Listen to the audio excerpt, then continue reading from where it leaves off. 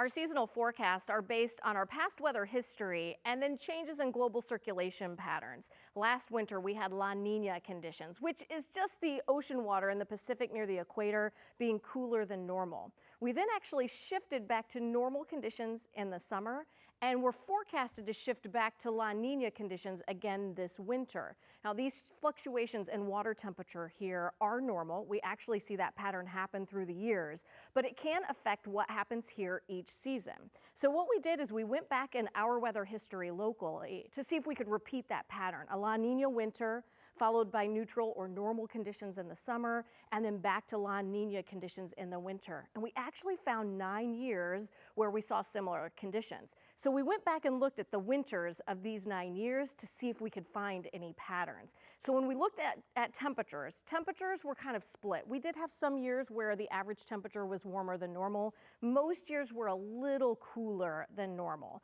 Where it got more interesting, though, was when we looked at precipitation. Precipitation in all the years except one was above normal. We actually had pretty wet conditions most of those years. When we looked at snowfall totals in those years, this is where it was also really interesting. Many of the winters had really snowy conditions. In fact, 4 of the winters out of the 9 that we looked at had more than 80 inches of snow in that season. So an easy way to look at all of this data kind of on one graphic is that temperatures averaged in those 9 years a little bit cooler than normal. Precipitation, which is rain and snow combined, was way above what's normal. And look at the snowfall totals. They averaged about a foot above normal. So if we were to base our winter forecast just on this data, this is what we would come up with. But I have some pretty big concerns with some of this data. One is the La Nina is expected to be weak, so its impact may not be real strong across our area.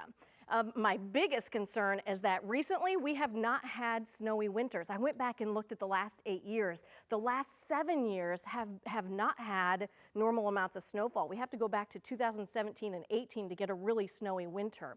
So this brings up a big question. Is this trend our new normal, or are we due for a really snowy winter? Is our time up here? And I think it's a little bit of both.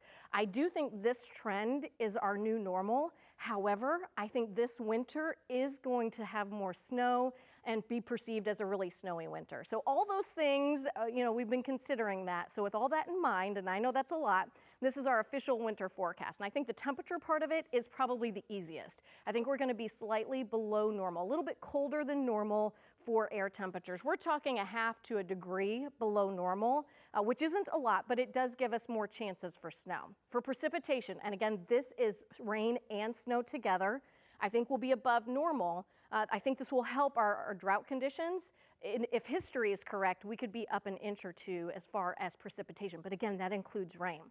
When we just look at snowfall, I think this winter is going to be perceived as a snowy winter, but I still think it's going to be below average. I think we're going to see about 60 inches of snow. That's below average by a little bit.